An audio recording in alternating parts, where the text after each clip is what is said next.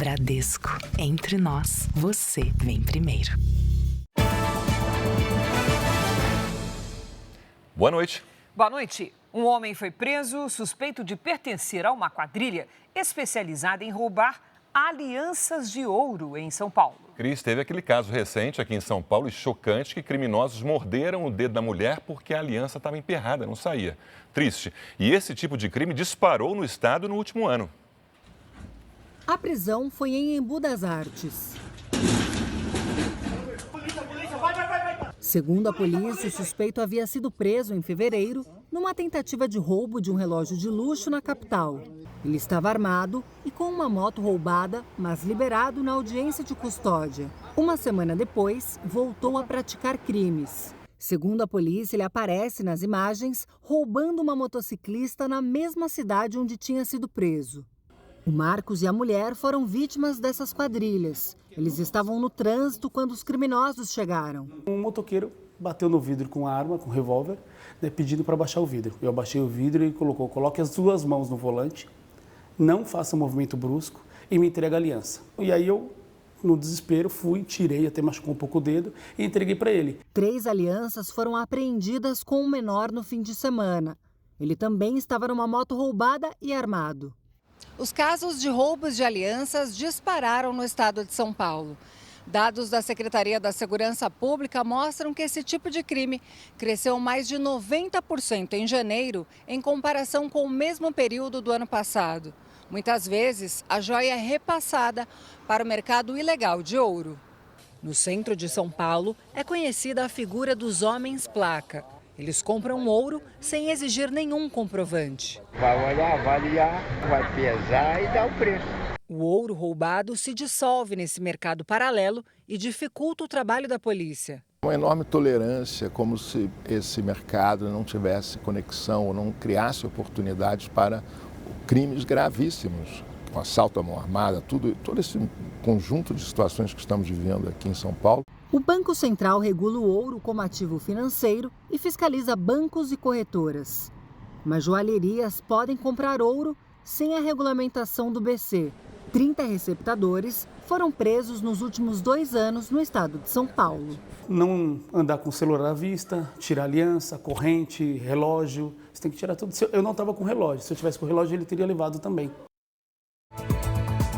Presidente Lula inicia a visita ao Japão para fortalecer as relações comerciais entre os dois países.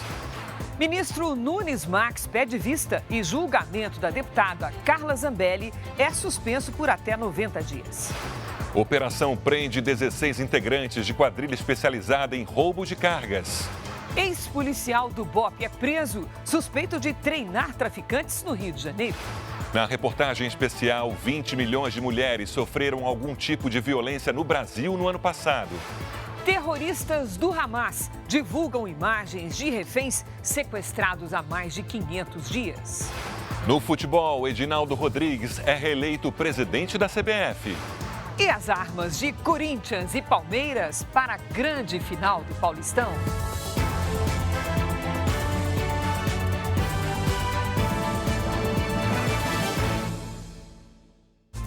Oferecimento Bradesco, eleito o melhor banco para investir.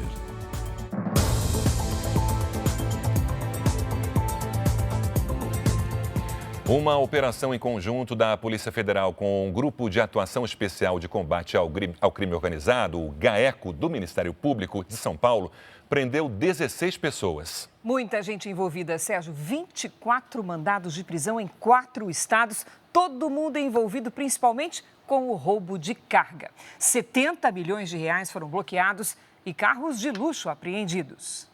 Policiais apreenderam armas, joias, veículos, muito dinheiro em reais e em moedas estrangeiras.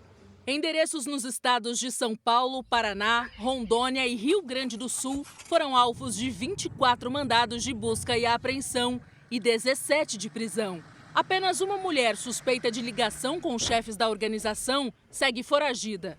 Em Jandira, Grande São Paulo, a polícia recolheu mais de 500 mil reais em espécie e um carro de luxo avaliado em 3 milhões de reais.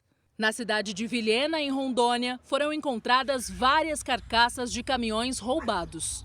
De acordo com a Polícia Federal, o grupo agia com violência e participou de pelo menos 49 crimes, todos relacionados ao roubo de caminhões. A organização ela era dividida em 3 frentes: roubadores, que eram o braço operacional, de soldados do crime. Aí depois passava para o grupo responsável pelo desmanche, aí nós já falamos de um grupo mais sofisticado, articulado.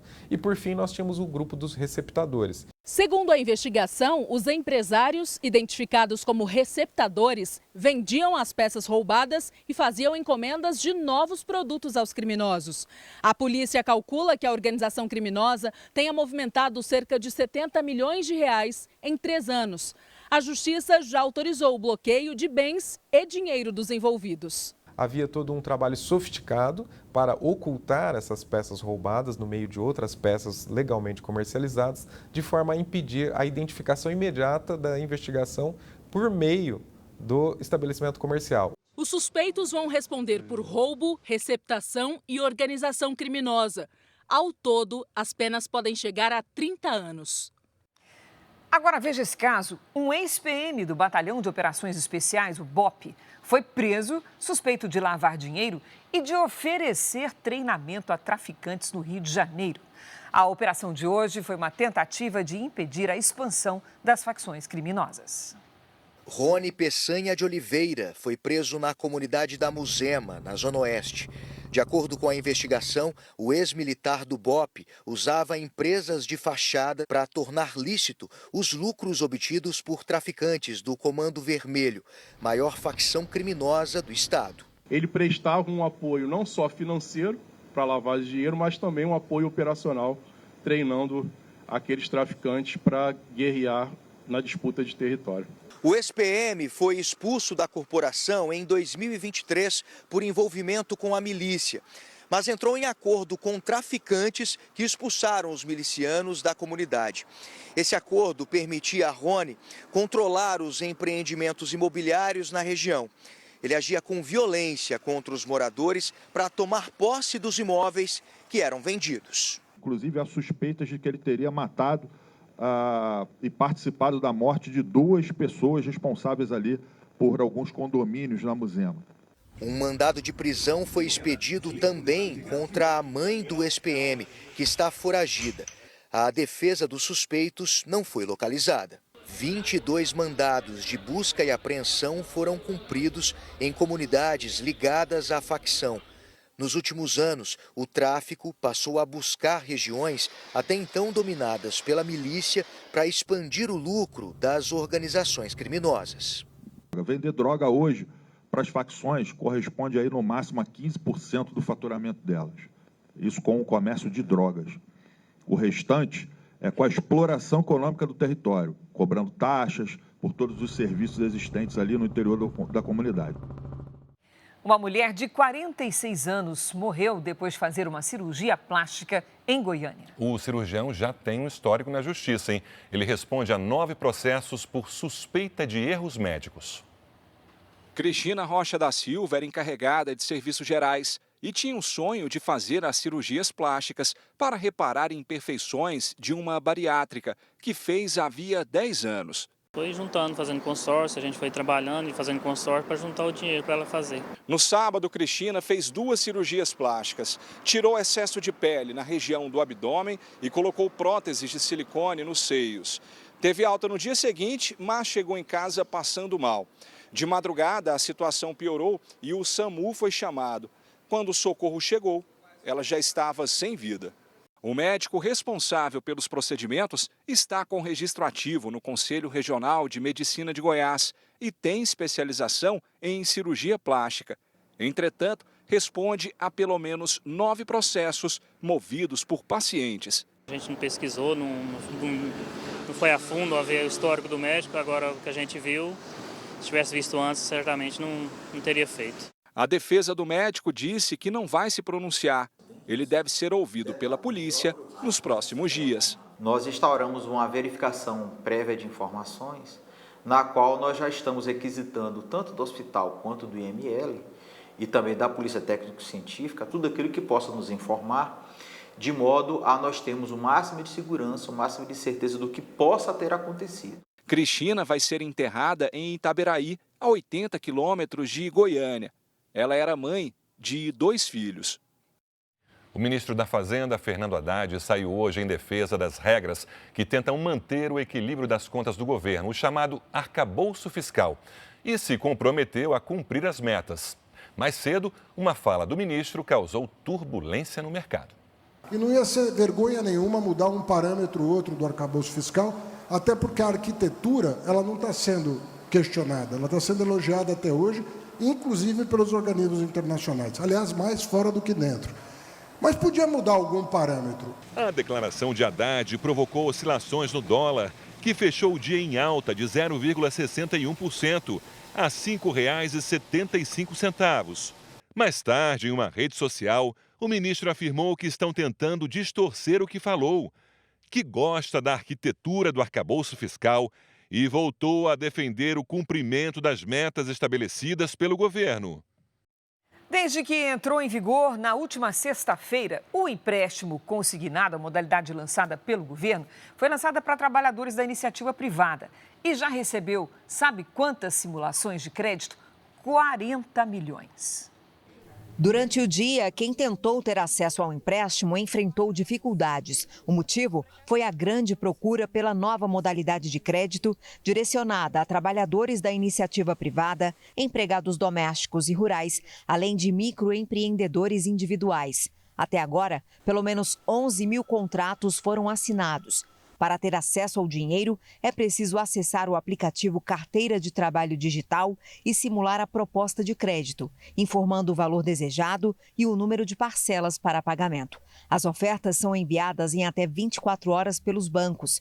Uma vez contratado o empréstimo, a parcela é descontada diretamente na folha de pagamento. Se o trabalhador mudar de emprego, o desconto será feito pelo novo empregador por meio do e-social. Quem aderiu ao saque aniversário também pode contratar o novo consignado. A ideia é que o consumidor compare as taxas de juros oferecidas e escolha a proposta com o percentual mais baixo. Segundo dados do Banco Central, em janeiro, a taxa do consignado para servidores públicos variou entre 1,75% e 1,82% ao mês, bem diferente da média dos 5,93% ao mês do crédito direto ao consumidor e dos 7,38% do cheque especial. O cálculo é de que o valor liberado supere os 100 bilhões de reais nos 3 primeiros meses. Segundo dados da Federação Brasileira de Bancos, a estimativa é que em até 4 anos, cerca de 19 milhões de trabalhadores formais optem pela consignação dos salários, o que pode representar mais de 120 bilhões de reais em empréstimos.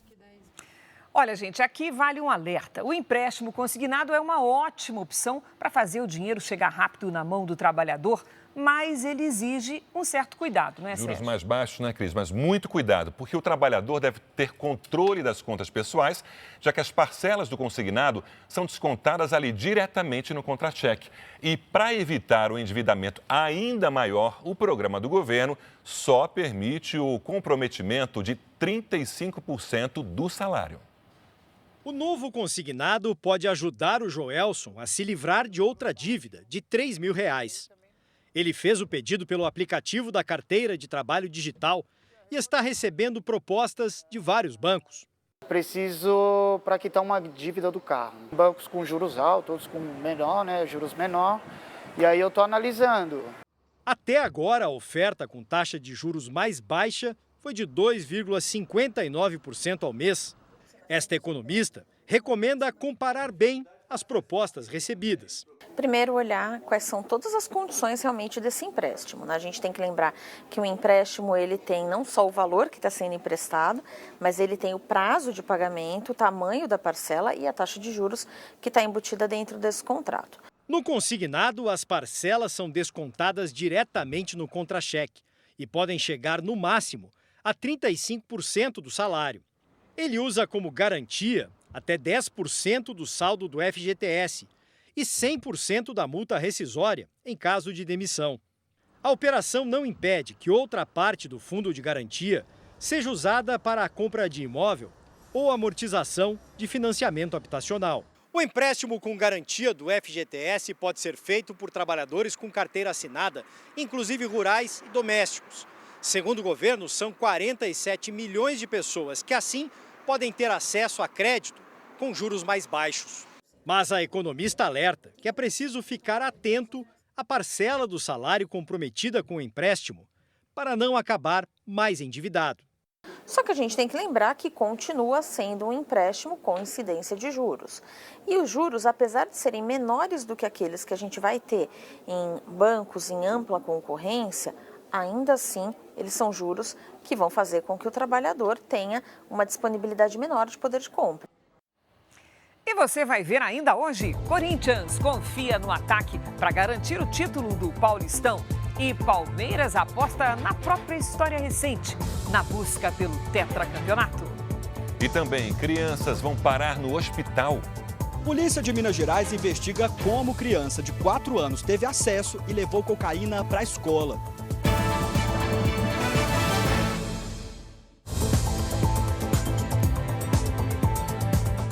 O grupo terrorista Hamas divulgou imagens de 2 israelenses que são mantidos reféns há mais de 500 dias na faixa de Gaza. Hoje, Israel voltou a ser alvo de ataques e as sirenes soaram em todo o país. Já era noite quando o Hamas lançou 2 foguetes contra o sul de Israel. Ambos foram interceptados. Cerca de 1 hora depois, as sirenes também soaram em diversas regiões, incluindo aqui em Tel Aviv. Dessa vez, o alerta foi por causa de um míssil disparado do Iêmen. Os Houthis, que atuam no país, apoiam o grupo terrorista Hamas e são os responsáveis pela ofensiva. De acordo com as forças israelenses, o projétil foi destruído. Hoje, o exército israelense confirmou a morte do chefe do governo do Hamas em Gaza, Ismail Barhum. Estas imagens mostram o momento em que foi atingido o prédio onde estava o terrorista. O Hamas ainda divulgou um vídeo que mostra os reféns Elkana Borbot e Yosef Haim Oana. Sequestrados há 535 dias, eles aparecem magros e abatidos. Elkana ainda sofre de problemas respiratórios.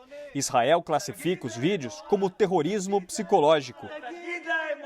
Hoje, Israel também admitiu ter atingido, por engano, um prédio da Cruz Vermelha dentro da faixa de Gaza.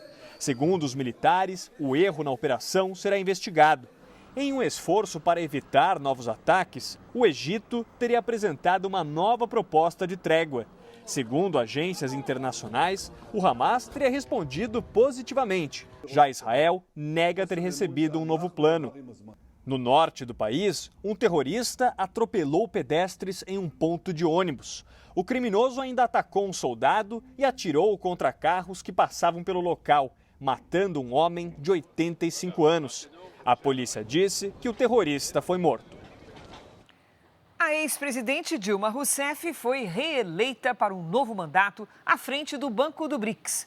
A decisão unânime entre os países que compõem o bloco foi anunciada depois que a Rússia deu aval à renovação do mandato. Dilma foi indicada pelo presidente Lula. Ela está no cargo desde 2023 e agora pode ficar até 2029. O banco tem sede em Xangai, na China, e financia projetos dos países integrantes do bloco. Aqui no Brasil, uma forte chuva provocou transtornos em Belo Horizonte. Ruas ficaram alagadas e a água invadiu alguns comércios. Uma adolescente foi arrastada pela enxurrada. Felizmente, ela foi resgatada pelos bombeiros e o estado de saúde dela é estável. Em Contagem, um túnel que dá acesso à estação de metrô ficou alagado. Os passageiros tiveram que caminhar no meio do alagamento.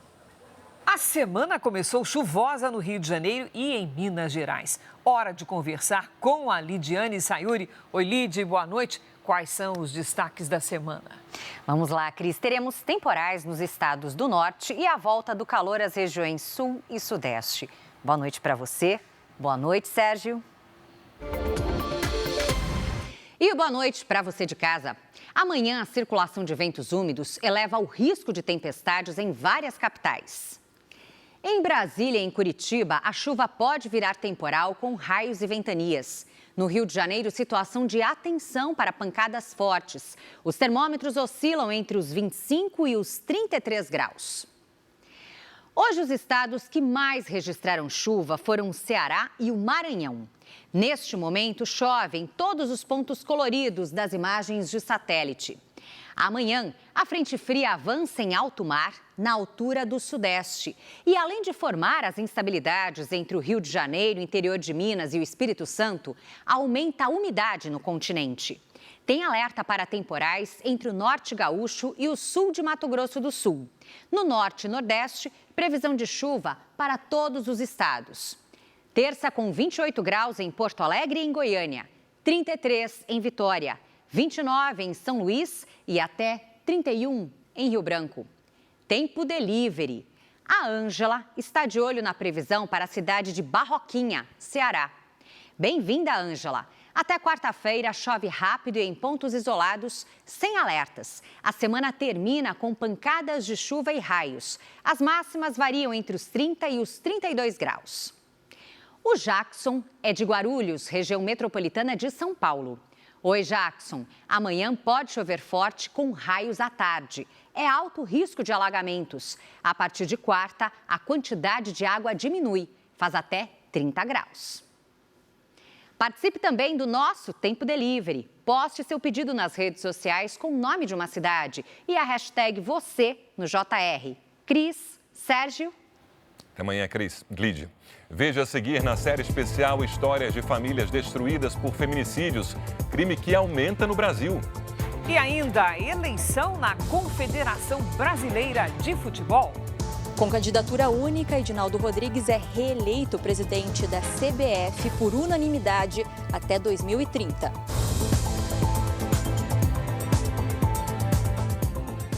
A violência onde menos se espera. A lei do feminicídio acaba de completar 10 anos no país. Mas esse tipo de crime não para de crescer. Em média, 4 mulheres são mortas por dia. São vários números alarmantes, Cris. Por exemplo, só no último ano, mais de 20 milhões de mulheres sofreram algum tipo de violência.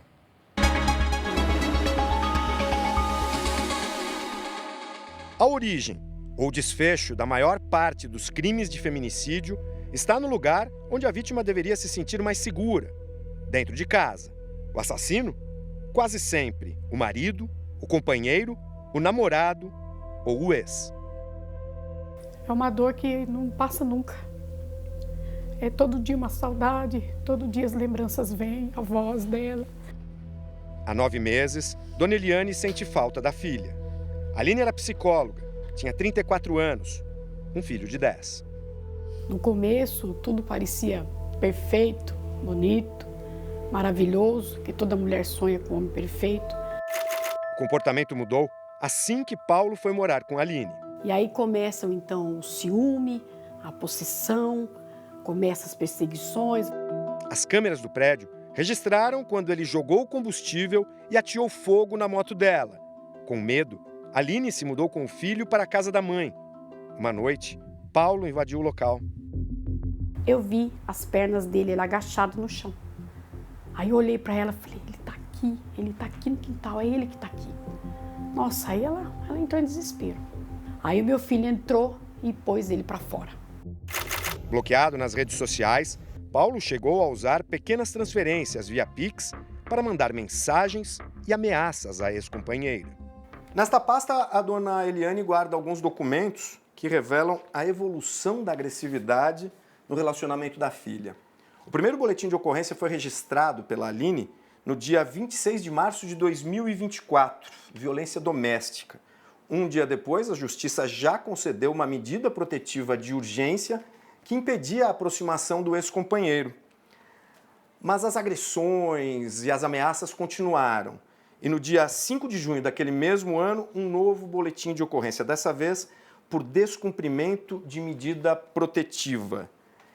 Em 7 de junho, ou seja, 2 dias depois, a Aline aderiu ao programa Botão do Pânico, que é um aplicativo estatal de proteção à mulher. Por último, 4 dias depois, em 11 de junho de 2024, a certidão de óbito de Aline Aparecida de Moura Queiroga, mais uma vítima de feminicídio no Brasil. Aline foi assassinada com 3 tiros pelo ex-companheiro dentro da loja em que trabalhava em Sorocaba, no interior paulista. 10 dias depois, com aparência diferente, Paulo Rodrigo Juvencio foi preso pela polícia.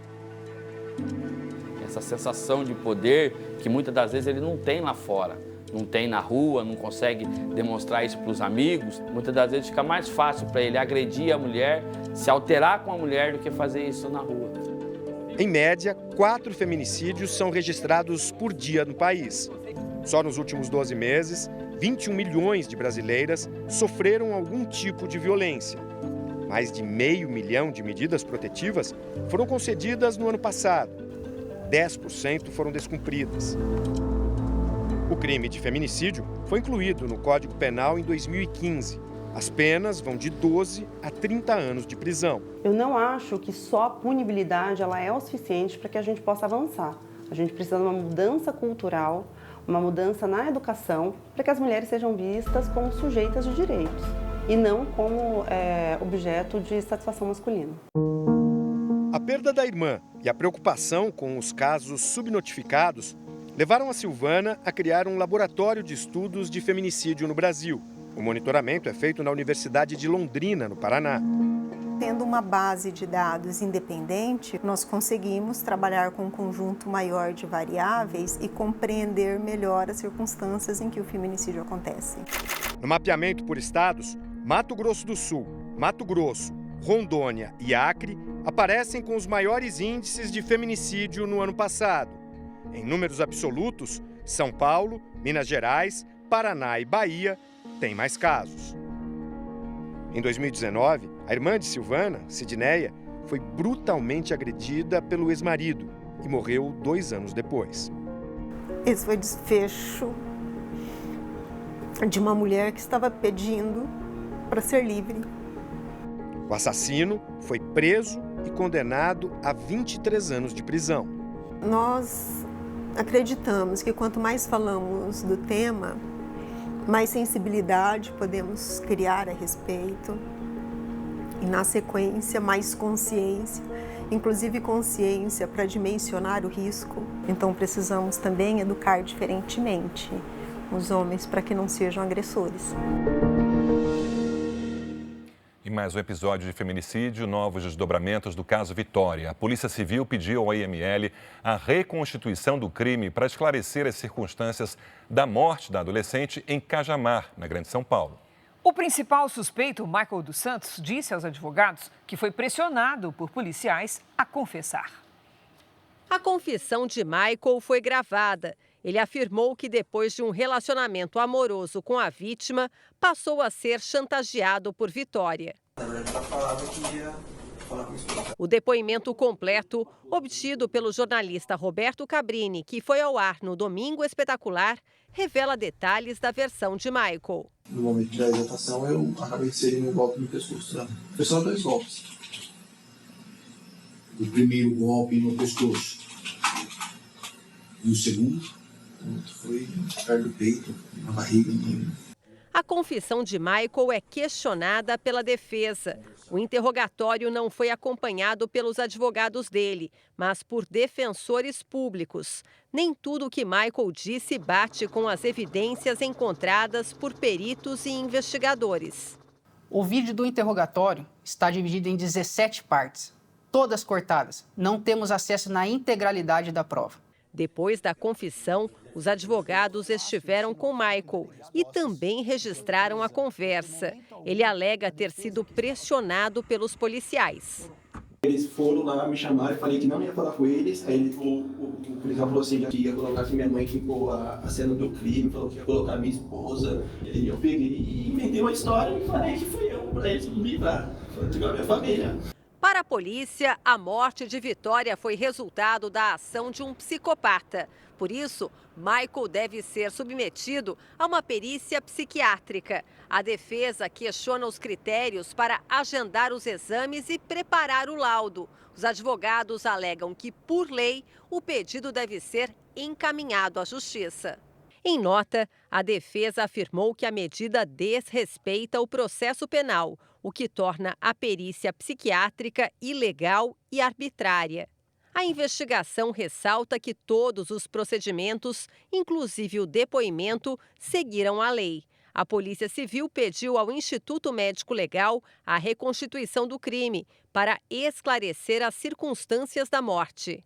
Eu acho que é o caminho para que a autoridade policial consiga encontrar outras pessoas, porque a família não quer saber só da autoria. A família tem o direito de saber o que de fato aconteceu com a filha deles. A polícia de Minas Gerais investiga como uma criança de apenas 4 anos teve acesso a papelotes de cocaína e os levou para a escola. Pelo menos 18 crianças foram encaminhadas ao pronto-socorro e passaram por exames. O caso aconteceu em Itamonte, região sul do estado. Os pais dos alunos da escola municipal estão assustados.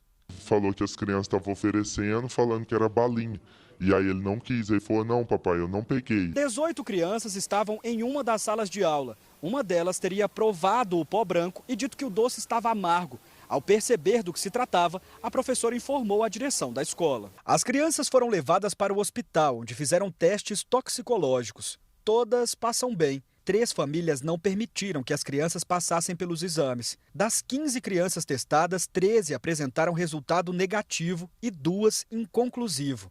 Ainda não se sabe se isso aconteceu porque elas não consumiram a droga ou por ter sido em pequena quantidade. A todo momento eu tive o medo de não ter o meu menino comigo mais, porque no momento que eu cheguei na escola, eles disseram que eles estavam hospitalizados. Segundo as investigações, a cocaína pertence ao pai da criança que levou a droga para a escola. Ele foi até a escola, tomou a força da mão da diretora. Ainda segundo a PM, o suspeito não foi localizado antes do fim do flagrante, mas a Polícia Civil deve encaminhar à Justiça o pedido de prisão. Agora, a Prefeitura pretende adotar medidas para impedir que casos como esse voltem a acontecer. A segurança na escola foi reforçada para o retorno das aulas. 2 julgamentos do Supremo foram interrompidos hoje depois que ministros pediram mais tempo para analisar os processos. Um deles envolve acusações contra a deputada Carla Zambelli e o outro, Débora dos Santos, a mulher que escreveu com batom na Estátua da Justiça durante os atos de 8 de janeiro de 2023. No caso da deputada federal Carla Zambelli, o ministro Nunes Marques suspendeu o julgamento em que ela é acusada de porte irregular de arma de fogo e constrangimento ilegal. A denúncia foi feita pela Procuradoria-Geral da República, depois que a parlamentar, na véspera do segundo turno da eleição em 2022, sacou e apontou uma arma para um homem que a ofendeu em São Paulo. Logo depois do pedido de mais tempo para estudar o processo, o ministro Cristiano Zanin adiantou o voto e deixou o placar em 5-0 para que a parlamentar seja condenada a 5 anos e 3 meses de prisão. Além de Zanin, o relator do caso, Gilmar Mendes, e os ministros Carmen Lúcia, Alexandre de Moraes e Flávio Dino votaram a favor da condenação e da cassação do mandato de Zambelli. Também hoje, o ministro Luiz Fux pediu vista no julgamento de Débora Rodrigues dos Santos, acusada de ter escrito com batom na Estátua da Justiça, em frente ao STF, durante os atos de 8 de janeiro de 2023. O julgamento começou na sexta-feira, no plenário virtual, e tinha 2 votos pela condenação da mulher a 14 anos de prisão. Na prática, os ministros que pedem mais tempo para estudar um processo têm até 3 meses para devolver o caso para julgamento. A nova regra foi adotada em dezembro de 2022. Se o ministro não liberar a ação dentro do prazo, ela é incluída em pauta automaticamente. A mudança ocorreu para colocar fim a processos que ficavam anos parados em razão de pedidos de vista. Em nota, a defesa da deputada Carla Zambelli afirmou ver com esperança o pedido de vista do ministro Nunes Marques e que os ministros que vão votar poderão constatar que não pode prevalecer o voto condenatório do relator. Os funcionários da Petrobras aprovaram em assembleia uma paralisação de 24 horas nesta quarta-feira. A categoria contesta a decisão da empresa de aumentar a carga de trabalho presencial de 2 para 3 dias por semana e também a redução do pagamento adicional ao salário base. Em nota, a Petrobras informou que mantém diálogo com os sindicatos sobre ajustes no modelo híbrido de trabalho. A empresa também anunciou a contratação de novos empregados e declarou que vai cumprir integralmente o acordo de participação nos lucros e resultados. O presidente Lula começou hoje pelo Japão uma viagem de 6 dias à Ásia. O objetivo é fechar novos acordos comerciais e também celebrar os 130 anos de relações entre os 2 países. O presidente Lula viajou acompanhado de uma grande comitiva. São 11 ministros, além dos presidentes do Senado, Davi Alcolumbre, e da Câmara, Hugo Mota. Os ex-presidentes das duas casas, Rodrigo Pacheco e Arthur Lira, também estão na comitiva. A viagem ao Japão busca ampliar as parcerias comerciais que em 2024 chegaram a 11 bilhões de dólares, mais de 63 bilhões de reais. Já estamos trabalhando a venda de 15 a 20 aviões através da Embraer. Além disso, vamos apresentar também a nossa carteira de investimentos na área portuária e hidroviária. Teremos nesses próximos 2 anos quase 42 leilões, 42 arrendamentos, na ordem de mais de 5 bilhões de dólares. O governo brasileiro enxerga a visita como uma oportunidade em meio à guerra tarifária promovida pelos Estados Unidos e espera avançar em um acordo do Japão com o Mercosul. Além disso, o Brasil quer vender carne para o Japão. Apesar de ser responsável por 1/4 do mercado mundial, a venda para os japoneses está travada há 2 décadas por questões técnicas e sanitárias. Já é manhã de terça-feira aqui no Japão e hoje o presidente Lula será recebido em 2 ocasiões pelo imperador Naruhito e pela imperatriz Masako. Naruhito não governa o país, mas a audiência com a família real é vista como um sinal de consideração e prestígio para o Brasil. A Casa Imperial recebe apenas um chefe de Estado por ano, o que não acontecia desde 2019 por causa da pandemia de Covid. Nos próximos dias, Lula tem encontros com empresários, representantes do governo e com o primeiro-ministro do Japão, Shigeru Ishiba. Na quinta-feira, a comitiva brasileira segue para Hanoi, no Vietnã. O presidente Donald Trump afirmou hoje que os Estados Unidos podem taxar os países que compram combustível e gás da Venezuela. Em uma reunião de gabinete, Trump disse que em um futuro muito próximo vai anunciar tarifas para automóveis e produtos farmacêuticos. Em relação às que vão entrar em vigor no dia 2 de abril, o presidente americano revelou que poderia isentar alguns países, mas não revelou quais. O presidente Trump ainda afirmou na reunião que a Groenlândia talvez seja algo que esteja no futuro dos Estados Unidos. Nessa semana, uma delegação americana vai ao território, incluindo a mulher do vice-presidente, Joshua Vance. O governo da Groenlândia chamou a visita de provocação. Mais cedo, Trump também ameaçou taxar em 25% qualquer país que compre petróleo ou gás da Venezuela. Ele disse que a Venezuela enviou milhares de criminosos para os Estados Unidos e que o país tem sido muito hostil.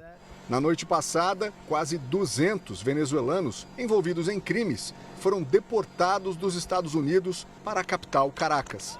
No total, desde que Trump voltou à Casa Branca, cerca de 1.200 imigrantes ilegais venezuelanos já foram levados de volta ao país. E mais de 200 suspeitos de integrar a gangue Tren de Araguá foram deixados por aviões americanos em El Salvador. Hoje também foi revelado que um repórter de uma revista jornalística foi incluído por engano em um grupo com autoridades do alto escalão do governo. No aplicativo de mensagens, eles discutiam os ataques aos rebeldes Houthis do Iêmen. As conversas são consideradas secretas. A revista chegou a publicar o que foi dito durante o planejamento da ação e falas do secretário de Defesa, Pete Hegseth.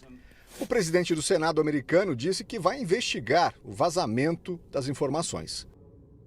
A gripe aviária provocou uma escassez de ovos nos Estados Unidos, a ponto das apreensões de ovos contrabandeados do México superarem as de drogas sintéticas. Agora a explicação por que o ovo ficou mais caro no Brasil. A falta do produto também favoreceu as exportações brasileiras, que quase dobraram no mês passado. Na seção de ovos, prateleiras vazias. Uma cena recorrente em muitos supermercados americanos nas últimas semanas. E onde tem ovo para vender, os preços estão nas alturas. Nos supermercados, a caixa com uma dúzia, que no fim do ano passado podia ser encontrada por até $3, hoje chega a custar mais de $10, cerca de R$60. A escassez de ovos é resultado da gripe aviária. A doença já provocou a morte de mais de 170 milhões de galinhas e outras aves. Boa parte teve que ser sacrificada para evitar a disseminação do vírus. O caso também virou um problema de polícia. Diversos furtos de caminhões de granja foram registrados e as autoridades americanas ainda identificaram um aumento do contrabando de ovos na fronteira com o México, tanto que a quantidade trazida ilegalmente do país vizinho já supera em 10 vezes as apreensões de drogas sintéticas. No mês passado, o governo Donald Trump anunciou um plano equivalente a 5 bilhões de reais para reduzir o preço dos ovos no varejo. Entre as medidas estão ajuda financeira e técnica aos produtores, apoio ao desenvolvimento de vacinas para imunizar as aves e o aumento das importações. Os Estados Unidos também passaram a comprar mais ovos de países como Turquia, Coreia do Sul e Brasil. Só em fevereiro, as exportações brasileiras cresceram 93% em comparação com o mesmo mês do ano passado. A seleção brasileira já está em Buenos Aires para o jogo contra a Argentina pelas eliminatórias da Copa do Mundo. Paloma, e o clima esquentou antes do clássico? Pois é, já é um jogo sempre tenso, né? Muita rivalidade. E aí, em uma conversa com o ex-jogador Romário, o atacante Rafinha falou em dar porrada nos argentinos. O treinador da seleção, Dorival Júnior, confirmou 6 mudanças em relação à equipe que venceu a Colômbia no estádio Mané Garrincha. Bento, Wesley, Murilo, André, Joelinton e Matheus Cunha vão ser titulares no jogo contra a líder das eliminatórias e atual campeã do mundo, a Argentina. O Brasil está na 3ª colocação. Se vencer, pode terminar a rodada na vice-liderança. A partida também vale muito para os adversários. Um empate classifica a Argentina para a Copa do Mundo no ano que vem. A seleção fez o último treino antes do jogo contra a Argentina amanhã em Buenos Aires. Dorival Júnior busca manter o time ofensivo, sem se descuidar da marcação na defesa. Uma das preocupações é com a saída de bola. Nós trabalhamos bastante a nossa saída de bola, criando alternativas, possibilidades. É natural que dentro das partidas, de repente, por um movimento diferente daquilo que é apresentado em vídeos, você acabe tendo uma dificuldade um pouco maior. Na saída da coletiva de imprensa, um susto. Dorival tropeçou em um degrau e quase caiu. Não viu o degrau. O clássico Brasil e Argentina já costuma ser tenso, mas dessa vez o confronto em Buenos Aires ganhou um novo ingrediente. Uma declaração do atacante Rafinha, durante uma conversa com o tetracampeão Romário, não pegou bem por lá. Jogar contra a Argentina, nosso maior rival, e agora, graças a Deus, sem o Messi. Porrada neles? Porrada neles, sem dúvida. Porrada neles. Vai pra dentro com tudo? No campo e fora do campo, se tiver que ser. Gostei, é isso aí. O diário argentino Olé chamou a partida de clássico explosivo e lembrou da cotovelada do zagueiro Otamendi no atacante brasileiro em 2021. Por outro lado, o técnico argentino fez questão de esfriar os ânimos. Todos temos un conocido, algún amigo brasileño, yo he jugado con un montón y me llevo muy bien, no tiene por qué pasarse de ahí y no va a pasarse de ahí. Importante é querer vencer, né? Edinaldo Rodrigues foi reeleito presidente da Confederação Brasileira de Futebol por unanimidade até 2030. Representantes de todos os clubes das séries A e B do Campeonato Brasileiro e das 27 federações estiveram hoje na sede da CBF, na Barra da Tijuca, zona oeste do Rio. O objetivo era definir o comando da principal entidade de futebol do país. Devolvo, assim, encerrados os trabalhos, a presidência ao presidente da CBF, Edinaldo Rodrigues. Muito obrigado. Com candidatura única, Edinaldo Rodrigues foi reeleito presidente da Confederação Brasileira de Futebol por unanimidade até 2030. No cargo, desde 2021, o foco deste novo mandato será a inclusão e a luta contra a discriminação. Mesmo com todas as dificuldades, conseguimos alcançar esse objetivo. Para uns, melhorou mais, para outros, melhorou menos, mas que melhorou, melhorou.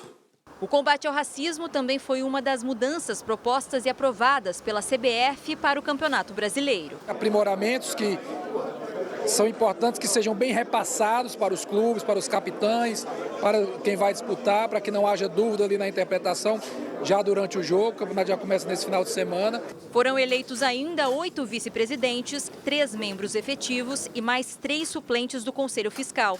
O processo, que teve 3 etapas, foi apoiado pelos 20 clubes da primeira divisão. O Edinaldo vem fazendo um trabalho bacana, a gente está aí para apoiar ele, esperamos que dê continuidade a esse trabalho, que traz muitas coisas boas para os clubes que nós estamos precisando. O futebol brasileiro ele é feito dos clubes brasileiros, então acho que tem que se ouvir, se cumprir o estatuto. Espero que ele a cada dia mais possa melhorar e fazer um futebol brasileiro ainda mais forte até 2030. De acordo com o estatuto, Edinaldo Rodrigues pode se candidatar novamente no fim do novo mandato e seguir na presidência da CBF até 2034. Acho que as ligas vão estar, entendeu, reforçando o fomento no futebol, organizando mais ainda o futebol, e a CBF está ali sempre participando daquilo que for chamada. Salvador amanheceu nas cores azul, vermelha e branca do Bahia. A cidade, que já é lindíssima, agora ficou mais colorida, Paloma. Pois é, Cris, tem campeão por lá, olha que foto bonita, olha só. Os torcedores começaram a semana animados. O tricolor baiano ganhou o estadual de número 51 contra o maior rival. Nas ruas, a alegria pelo título estadual estava estampada no rosto dos torcedores do Bahia. Ai, meu Deus, como é bom, né? Mas dentro de campo, o jogo foi tenso, decidido apenas nos últimos minutos. O Vitória abriu o placar aos 41 minutos da segunda etapa. O Leão precisava de mais um gol para seguir sonhando com o título. Mas foi o Bahia que marcou. Kaique empatou o jogo e provocou a torcida rubro-negra. Foi o início de uma confusão generalizada, com invasão de campo e agressões. 5 jogadores foram expulsos, além do técnico Thiago Carpini do Vitória. Após 18 minutos de acréscimos, o árbitro encerrou o jogo e o Bahia pôde soltar o grito de campeão. Este foi o título estadual de número 51 do Bahia. O tricolor é o maior campeão regional entre todos os clubes da Série A do Campeonato Brasileiro. A conquista marca também o primeiro troféu do técnico Rogério Ceni, que está há mais de 100 jogos à frente do clube. Para mim é extremamente significativo, porque a gente marca de alguma maneira, né? Você marca a sua passagem pelo clube. Acho que esse é o maior significado.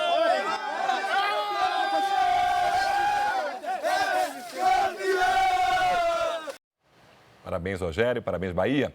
O Campeonato Brasileiro de 2025 está chegando e você vai acompanhar os jogos aqui na Record a partir de domingo. Paloma, torcedores e jogadores fazendo contagem regressiva já. Pois é, vai começar, olha aí, esse aqui também. Hulk, o artilheiro do Atlético Mineiro, um dos candidatos ao título, é uma das estrelas da competição. Experiência e dedicação representam o atacante Hulk do Atlético Mineiro. Ele carrega a braçadeira de capitão do time. Aos 38 anos, o jogador é a esperança alvinegra para a conquista do tetracampeonato brasileiro neste ano. É um campeonato que todo mundo quer ganhar, um campeonato que vai dizer quem é a melhor equipe, porque é um campeonato longo, mais importante para quem quer ganhar o brasileiro é não deixar escapar as vitórias em casa. Foi o que aconteceu em 2021, ano em que o Galo conquistou o último título do Campeonato Brasileiro. Sofreu apenas uma derrota em casa em 19 jogos. O destaque daquele ano histórico foi o atacante Hulk. No Atlético, Hulk vai reeditar a parceria de sucesso com o treinador mais vitorioso da história do clube. Cuca levou o time ao título nacional depois de 50 anos. Ele vai saber tirar o melhor dos jogadores. É um treinador que a gente já conhece, já sabe como lidar, sabe o que pode entregar para ele. Então, tenho certeza que vai ser muito importante, está sendo muito importante essa volta do Cuca, para que a gente volte aquela confiança, retorne aquela confiança de saber que somos time para lutar por títulos. Hulk é o terceiro maior artilheiro do Atlético Mineiro na história do Campeonato Brasileiro. São 56 gols marcados. Fica atrás apenas de 2 ídolos do clube, Reinaldo com 89 gols e Marques com 64. Hulk foi artilheiro da competição em 2021 e ajudou o clube mineiro a levantar a taça naquele ano. Procuro sempre manter os pés no chão e meus números, assim, cada ano que passa ele vem crescendo, mas não é nada que eu eu falo assim, eu vou buscar aquele jogador, eu vou passar aquele jogador. Pelo contrário, eu procuro me superar a cada temporada, a cada competição, a cada dia, procuro estar melhor, procuro me cuidar mais. E a temporada para o artilheiro do Galo começou vitoriosa. O Atlético conquistou o título de número 50 na história, o que prova a hegemonia no Campeonato Mineiro, já que o segundo time com mais conquistas é o rival Cruzeiro, com 38 títulos. É claro que quando se ganha o Mineiro, a importância que tinha o Mineiro esse ano seria o Hexa, né? Depois de 42 anos, então isso é muito importante para a gente, entrando para a história do clube mais uma vez. Então isso nos valoriza para que a gente tenha uma ótima temporada esse ano. O Atlético Mineiro estreia no Campeonato Brasileiro contra o Grêmio no sábado, às 6h30 da tarde, em Porto Alegre. E o Brasileirão é na Record.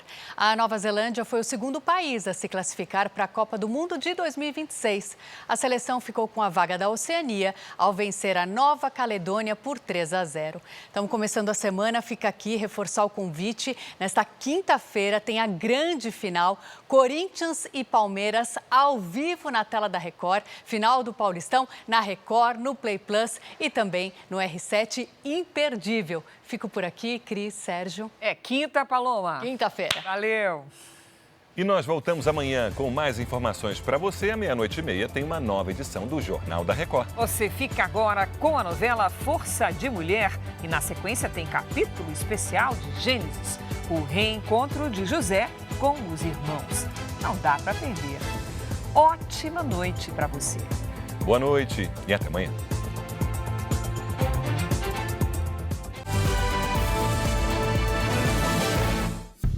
Bradesco, entre nós, você vem primeiro.